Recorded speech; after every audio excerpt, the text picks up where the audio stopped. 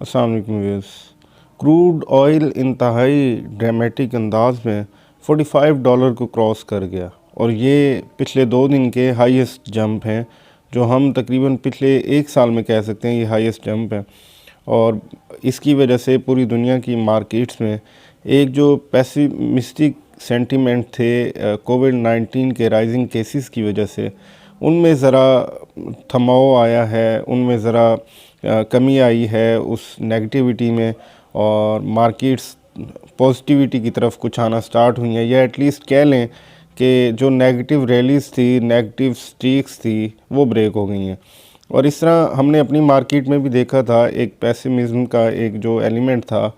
वो ज़रा डाइवर्ट हो गया और मार्केट होपफुली अब कुछ ना कुछ पॉजिटिव सेंटिमेंट्स दिखाएगी। आल्दो जो लोग हैं ओवरऑल मार्केट को पॉजिटिव कह रहे हैं, वो होगी, ज़रूर होगी, लेकिन वो इतनी ज़्यादा भी ना हो जितनी ज़्यादा ये सोच रहे हैं, बल्कि उसकी बजाय जो स्पेसिफिक ऑयल के स्टॉक्स हैं, ऑयल एक्सप्लोरेशन कंपनीज़ के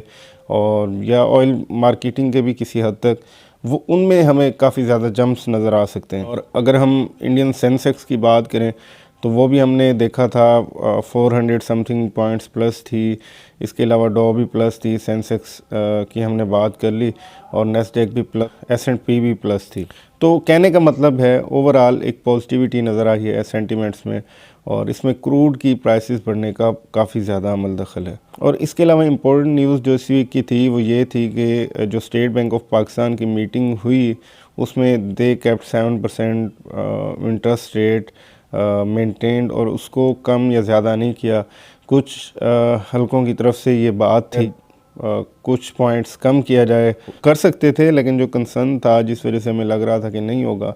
वो ये था कि इन्फ्लेशन के रेट्स काफ़ी ऊपर हैं, और इन्फ्लेशन को ही ये मैनेज करने के लिए ये जो रेट्स होते हैं, इंटरेस्ट रेट्स, इनको उस लेवल तक लाया जाता है। लेकिन अभी कोविड सिचुएशन की वजह से गवर्नमेंट इसको बढ़ा नहीं रही, लेकिन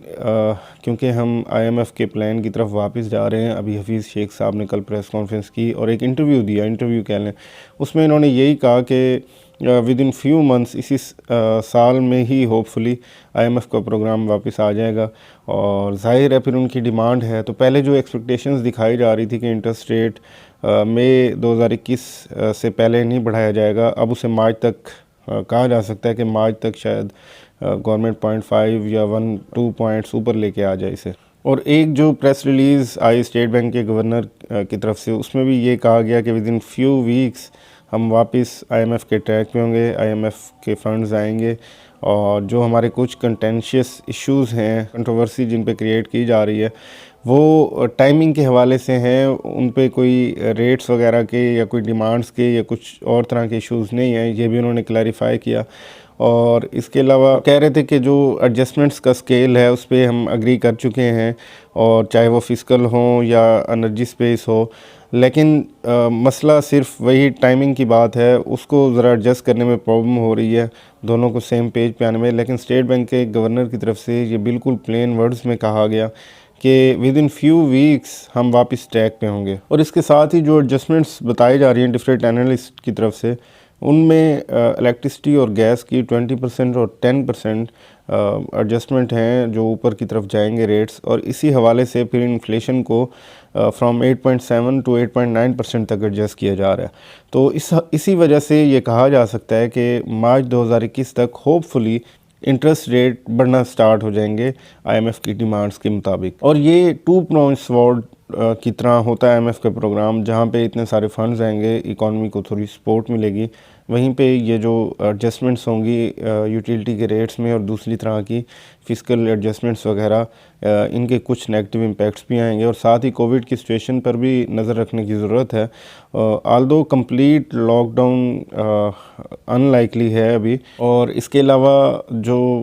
दिसंबर 2020 के बाद से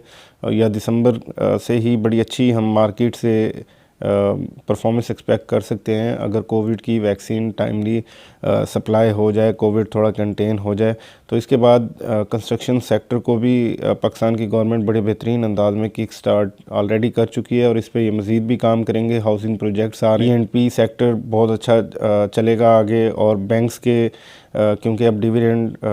यील्ड जो है, उनके डिविडेंड जो पे आउट्स हैं वो रिज्यूम हो चुके हैं, तो इसकी तरफ से भी इन फ्यूचर बड़ी अच्छी एक्सपेक्ट की जा सकती हैं परफॉर्मेंस। ऑटो के काफ़ी जो मैन्युफैक्चरर्स हैं न्यू वेरिएंट्स, अट्रैक्टिव किस्म के वेरिएंट्स मार्केट में लॉन्च कर रहे हैं, तो काफ़ी रिकवरी ऑलरेडी नज़र आ रही है। तो आगे ये स्ट्रीक बरकरार रहेगी इंशाल्लाह। तो ओवरऑल अभी वैक्सीन के भी आने से और गवर्नमेंट की पॉजिटिव पॉलिसीज़ की वजह से भी गवर्नमेंट की जो मीडियम टू लॉन्ग टर्म जो व्यू है मार्केट का, वो बहुत अच्छा नज़र आ रहा है। Thank you.